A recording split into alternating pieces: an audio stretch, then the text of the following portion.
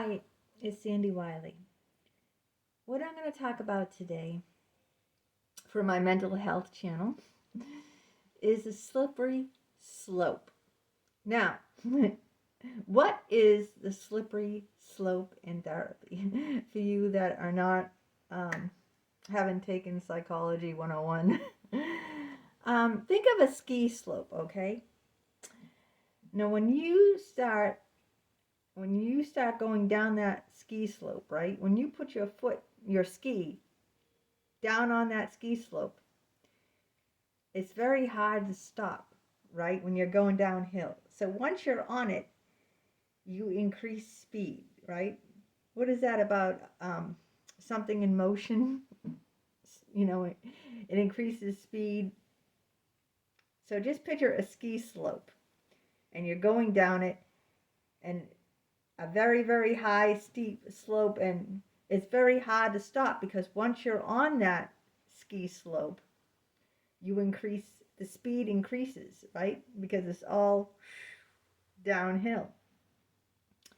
Well, that's what the slippery slope of therapy is about.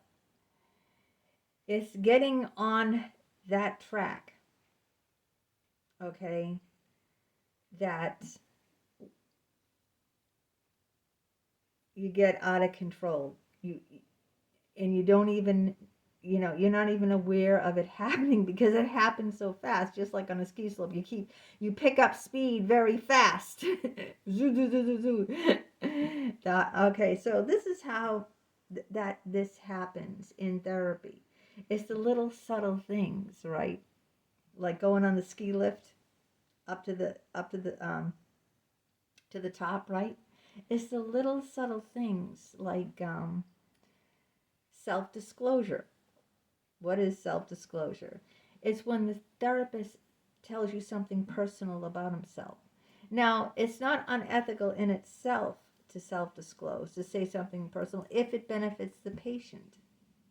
But if you're doing it only for yourself, for your own benefit, that's a boundary violation. Everything you do has to be in service of the patient, okay? You have to think about, am I telling the patient this about myself for me or for the patient? And it's not always easy, and you can't always make good judgments when it comes to yourself.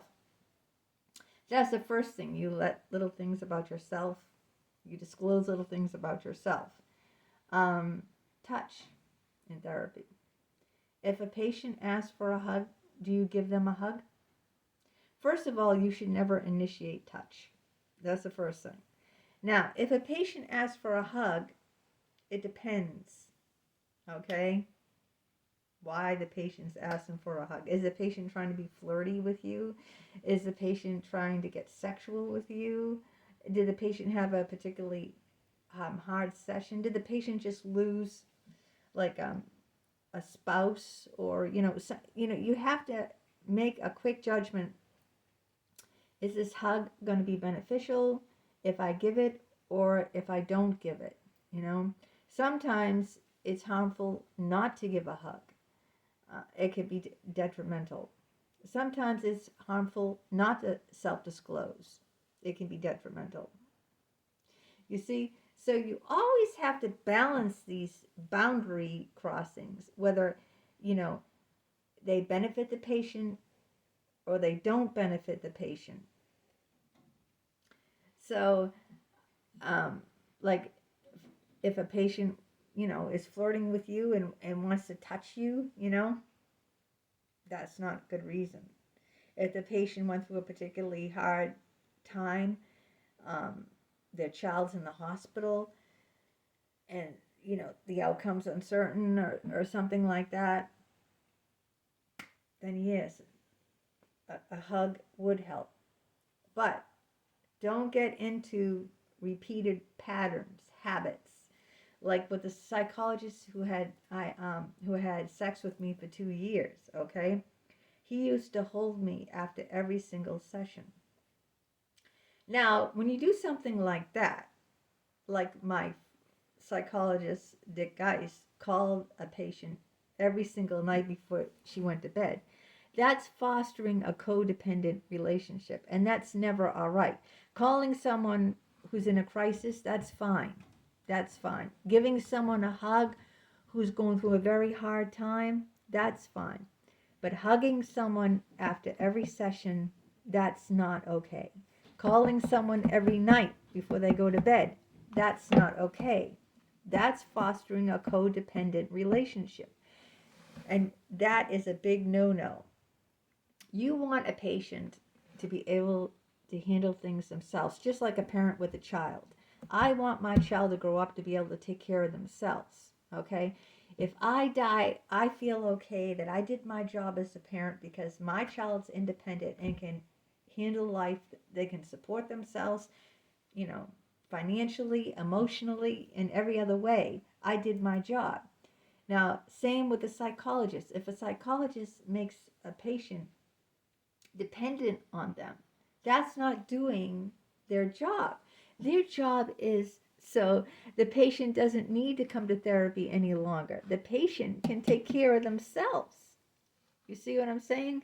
If they're always, they can't function without, talking to their psychologist, having their, on the phone, or, they live for their next therapy appointment. That's not okay. That's a codependency. And the psychologist is the one who fosters it, because the psychologist is the one who always sets the boundaries. Now, that might seem like awesome to the patient, like, wow, I write my psychologist every day. My psychologist calls me all the time.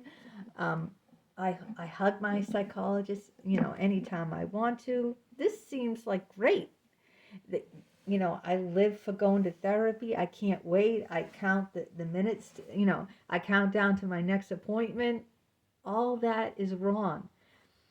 You might feel like you're on a high, and you might feel excited and, wow, this is awesome. But it's not. Trust me. That psychologist is fostering codependency. They're making you dependent on them because they're getting something out of it as much as you're getting something out of it. And that should never, ever be. It's always looking out for the patient. What are they getting out of it? Stroking their egos. This person can't live without me. Dick Geist said to me, I'm never going to retire because my patients wouldn't be able to live without me. What does that say?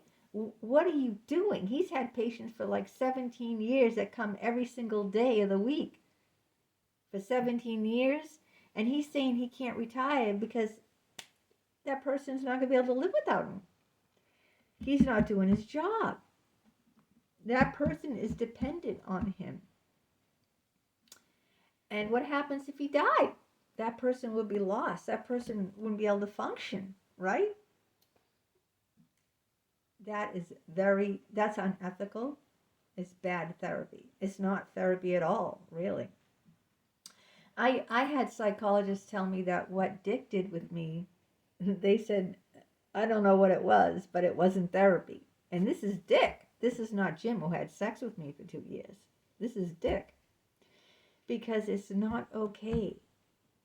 Once you step on that slippery slope, it's all downhill, like a ski slope. It's all downhill. And I'm trying to show you the red flags of the slippery slope.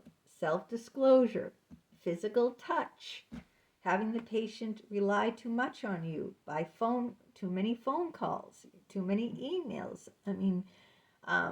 You need to have clear and consistent boundaries, okay?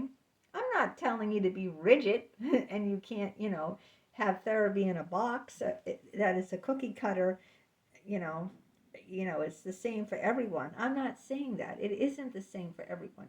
All I'm saying is be careful. Be careful if you look forward to therapy too much. Therapy is supposed to be work, okay? It doesn't mean you can't enjoy it and get something enriching out of it. But if you're looking forward to it too much, like you look forward to going on a date, red flag, red flag. Therapy is work, okay? It shouldn't be like going out on a date. That's how it was for me with Dick Geist and Jim. I used to pick out my clothes. I'd like to, get all pampered up and, look sexy. And I would just count down the time till I see him. He was always in my head 24/7. See, that's wrong. If you're doing that, red flag, red flag. If you're seeing your therapist or looking forward to seeing your therapist like you're going out on a date, run, because that's not what therapy is about. Therapy, you think a therapist is like a parent, okay? That's why it's unethical. That's why it's against the law in 26 states to have sex with them. It's against the law to have sex with your child, because a parent and a therapist are in the position of power, okay? The patient relies on the therapist, not the other way around. That's how it's supposed to be. The child relies on the parent, the young child, not the other way around, okay? So it's what's in the best interest to foster for the child and the patient to foster dependency, independency, not dependency. Sorry about that. You want the patient to be independent. You don't want them to keep needing the therapist, you know. You want them to be able to rely on themselves, to have outside resources themselves, okay? And when this doesn't happen, and this is how this, I'm trying to explain how this happens. It's by going down that slippery slope, taking all those little things. Once you get on it, it's zoom, crash landing. Okay, it's never gonna work out. Because one thing, like that song says, one thing leads to another. You know that song? That's an old song. And that's true. One thing leads to another when you start on that slippery slope. From self-disclosing, saying private things about yourself, to physical touch, even just a hug in the beginning, all right? Too many outside phone calls. I've had that happen with Dick. Inappropriate times calling the therapist. Just little things like that, all right, is leading to more and more and more. And pretty soon, you've got a mess on your hands, a real mess, okay? You don't want to foster that. You don't want to foster that dependency, to have a patient dependent on you. I mean, that should have been a big red flag right there. When Dick is inviting me to Maine, his summer home, he's giving me the house number of his summer home, the house number. No one does that. Nobody. He's calling me every week on his summer vacation. Mm-mm. You see how, you know, these little things were starting up on the slippery slope. See, going up, like on the ski lift, going up, going up, going up, right? All these little things, you know, they all add up. It might seem harmless in the beginning, like, oh, it's just a hug. Oh, it's just, you know, I'm just telling her this, you know, I'm telling her when my grandchild is born. Why does she have to know when my grandchild is born? Right? He told me when his wife got breast cancer. He told me when his father had a stroke. All of these things, right? Did I need to know them? Why was he telling? How is it helping me? How is this helping the patient to tell her my father had a stroke? You have to question it. How is this helping the patient? How is this helping the patient if she can call me in the middle of the night just to flirt? How is that helping her, you know? How is it helping the patient, letting her sit on my lap and touching my privates? How is that helping the patient get better? Sitting on an adult woman, sitting on an older man's lap and touching his privates and feeling him all over and knowing he has a mole in his chest. How is that helping the patient? It isn't. It's just stroking the ego of the narcissistic psychologist. So, I want to warn you. It starts out very subtly, okay? Phone calls, being excited about going to therapy, having your therapist say, I care about you, you know? I care about you. You're special. If you hear those words, run. Because it starts out just like that, very small, you know? Everyone wants to feel cared for. Everyone wants to think they're special, you know? Especially vulnerable people going to therapy. You know, I ate that up. I'm special. I'm one of a kind, you know? I ate that up. You know, I look forward to therapy. I mean, my world existed, revolved around going to see Dick Geist 5 hours a week. I didn't leave the house only to see Dick Geist and my son, my handicapped son. But that was it. You know, the whole day revolved around picking out what I'm going to wear, taking an extra bath, you know, washing my hair, styling it extra, you know, putting on perfume and makeup and what am I going to talk about? My whole world revolved around Dick Geist. You see? That is not therapy. When you're looking to go to your therapy, like you're looking to go on a date, you get that excited and you keep thinking about it, run. You might say, oh, you know, this is wonderful. This is awesome. I love this. Run. I'm telling you, once you start doing that, you're going to head down that slippery slope and you're going to crash land. I crash land, and let me tell you, when you get to the bottom of it, it's horrible. I turned into an alcoholic. So I'm just letting you know how this stuff starts out. It doesn't start out, you know, taking clothes off and having sex with your therapist. It starts out with hugs. It starts out with self-disclosure, him telling you personal things about his life. It starts out with phone calls. Unnecessary phone calls. You're not in a crisis, right? It's okay to call if you're in a crisis. It starts out with emailing, you know, little subtle things. It starts out with being excited about going to your therapy, you know, looking forward. It's not right to look forward to therapy, but I mean, you know, looking forward to it too much, relying on your therapist too much. Treating your therapist, you know, like they're important, like a lover would be, you know, like on the same level. Making your therapist your world. That's all wrong. That's all going to lead to disaster. It might seem exciting and give you a high, like a drug in the beginning. I understand because I've been through it. This is why I'm coming here to warn you. I've been through it all. I know it's thrilling. I know it's exciting. I know all this. But I'm on the other side of it. Once I come down from the summit and crash land, and now I'm banged up in the hospital with my arms broken, my legs broken, laying in the hospital bed. That's where I am now, mentally. So I'm trying to tell you, when you're going up that ski slope, when you're going up there on the chairlift, right? And before you start, put your foot down on that mountaintop. I'm saying, don't do it. You're going to end up like me, a broken person who's a broken down alcoholic.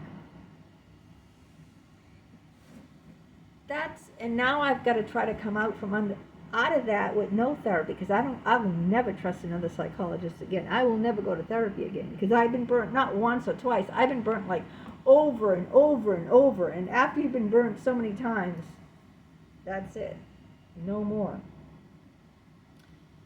All I'm doing is trying to warn you, okay? This is just a warning. So you see, you know, how you feel and what's going on. And you remember, oh yeah, Sandy said, if, you know, I'm too excited to go to therapy if all I think about is my psychologist, if he makes me feel like I'm so important and special, if, you know, I'm dressing up for him. What did Sandy say? What happened to Sandy? Remember these words, and don't go down the slippery slope and crash land into hell.